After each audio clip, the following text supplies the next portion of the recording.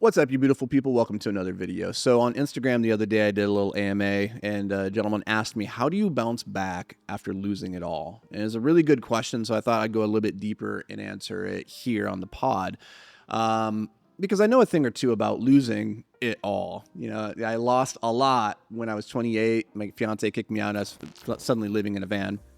In the last 9 months, I've been shared the story a bit about what happened with Invictus, and that was, $100 million real estate portfolio that just collapsed because a whole lot of crazy shit happening behind the scenes. And so I know a thing or two about this sensation of losing it all, and what do you do when you have to start over? And so I want to share some ideas here that might be able to help you if you're going through something similar, or just realize, even if things aren't going badly for you right now, these are still helpful for fear setting purposes. Fear setting is a stoic process that instead of just perseverating and worrying about worst case scenario, you actually go through the process of imagining, what if worst case scenario actually transpired right now? What would I do? What's the action steps I would take next? And so having these steps here, I think will serve you regardless of whether or not you've lost it all, or you're worried about someday potentially losing it all, because that's another pervasive fear that a lot of successful people that I coach, they have, is that, what if I got lucky? What if it was all a fluke? What if I lose it all and I have to start all over?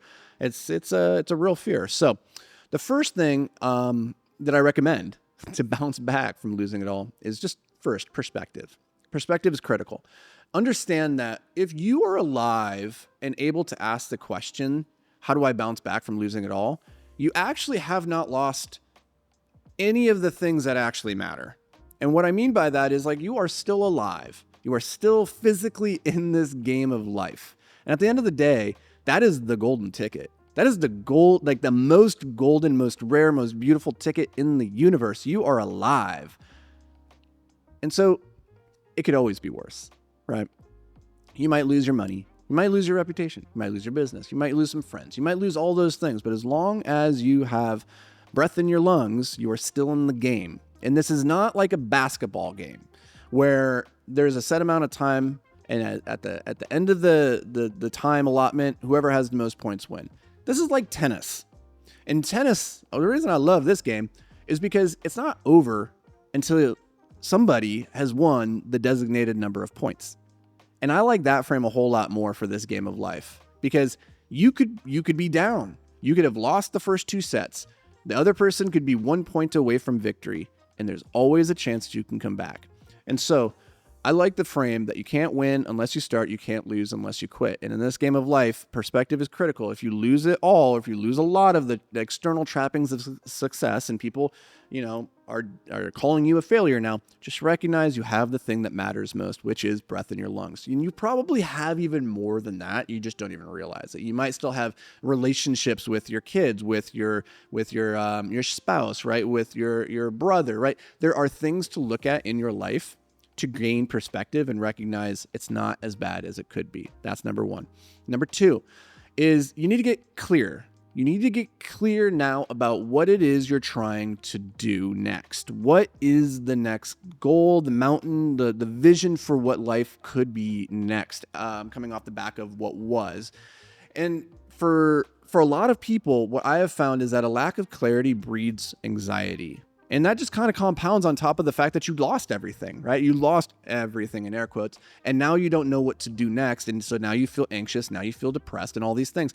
And when we lack a clarity of purpose, we tend to seek escape. We want to disconnect. We want to disengage. When you have clarity of purpose and you know exactly where you're trying to go now, you engage, you lean in with energy, with fervor. And so that's critical. You have to now, on the back end of whatever happened to put you here, you have to set a clear vision for where you want to go next. Without that, you are just going to spin your wheels, and you're going to feel frustrated, you're going to feel down, and you're going to feel anxious. The third thing is, once you have a clear target in mind about where it is you want to go next, you have to create conviction in yourself. Belief is paramount. Whether you think you can or you think you can't, you're right. At the end of the day, like, your beliefs limit you more than your reality. And if you don't believe you have the ability to actually climb the mountain that you've set for yourself in the clarity setting phase, if you don't actually believe it's possible, then you're going to take half-assed actions and you're not actually going to achieve the thing. So you have to have conviction. And this is difficult. This is the hardest time to have conviction, is right off the back end of a loss where you've lost all the things. Suddenly you're like, who am I to believe in myself? I believed in myself before and I lost it all. Like, what the hell, right? Listen, you are not the person that lost. You are not the person that lost. You are the person that has learned from the loss. Think about this. The person who lost was the you before you lost. You have gathered a valuable data point, right? That and failure is the most data-rich information stream in the universe. The previous version of you, the version of you leading right up to the moment of failure, did not have that information. You do now. You are not the person you were, you are the person you are. Use that to build belief, to build conviction in yourself that you have the ability to achieve whatever the vision is that you set for yourself. Because without that, everything else is just a moot point. Number 4, you have to have intention in what you're doing. Like, you can't just set the vision, have belief, and then go through the motions. You have to attack every single thing in your life, every single opportunity with intention. You have to be present. You don't have the liberty to be distracted anymore. You don't have that luxury. You need to be focused and intentional in what you're doing.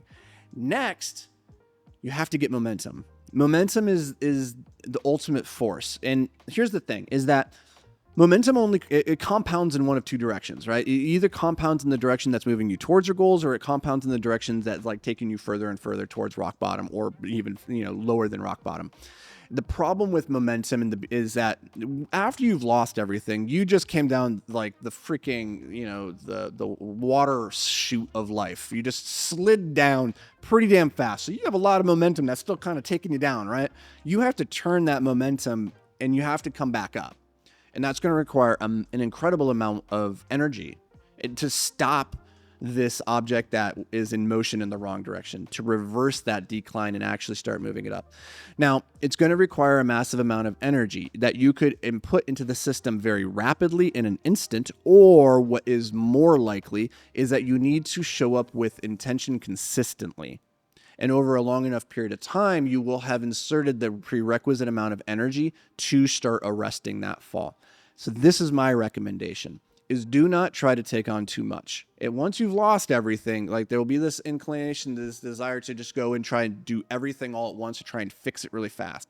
Instead, extend your time horizon and understand that consistency beats intensity. So make small improvements to your life. Say, I'm going to start waking up early. I'm going to start doing this thing. I'm going to start doing that thing. I'm going to start taking care of my health. Make it small and actually achievable so that you can create tiny bits of traction and momentum in the correct direction. Over time, that will compound and it'll become bigger and faster. But you're just setting yourself up for failure, I think, if you try to take massive action at the point of maximum failure, right? Like, you're just going to come out of that and go, oh, I hurt myself. Like I lost everything. And then I tried to do too much too soon. I wasn't strong enough for it. I pulled every muscle in my body. And so now I've lost everything and I'm broken. Like, whoops. Last thing, number 6 is you need to get support. You don't have to go it alone. I think one of the hardest things about losing it all is this feeling of shame, this feeling of failure. In a lot of ways, as an entrepreneurial type, if you're watching this, you probably are.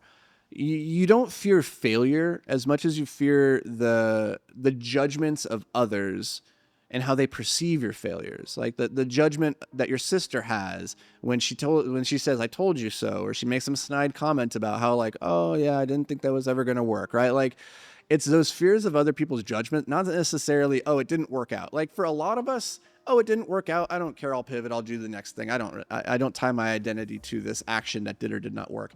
But the people closest to you, the perception that they're going to judge you harshly for having tried, for looking stupid, that can stop you from, one, in a lot of cases, actually taking the steps necessary to shoot your shot. But two, if the shot doesn't go in, it can make you feel very isolated and alone, as though nobody cares, and that you don't want to talk about it. You don't want to share it with people because you don't want to face those judgments. But I'm telling you that in most instances, if you're surrounded with people that truly love and care about you, they are not judging you. Or they are, in which case you need to get better people around you, right? The people I recommend surrounding yourself with are people that have been in the game. Like healthy people will not judge you for going into the gym if you're out of shape. They don't judge you for that. They're like, good for you. Congratulations. You know, they're like, successful entrepreneurs don't judge you for having a failed business. They look at you and they're like, yeah, listen, like it's hard. This game's hard. Good for you for being in the game. So go get around the people that are doing the thing that you want to do and share with them the thing that you're struggling with, because they've likely already been there. They've already likely fought that boss at one point. They've got the scars to show, and they can support you so that you don't have to go it alone. It'll make it so much easier to rebound out of this whole thing. And so just know that, like, just circle back to the very beginning though, is if you're going through a hard time right now, just keep perspective. Keep perspective that you are still in the game. You still have the golden ticket, and there's still time on the clock. So you got this. Let me know down in the comments though, like if you're going through something right now, let me know. I'd love to hear, love to support you in any way that I can. You don't have to go this alone. I've been probably on all the different places that you've been. So like, put them down there. I will support you because I am your biggest fan. Or if you've come out the backside of a really negative experience in life, share what you did so that others can learn from you down in the comments. And I'll see you guys in the next video.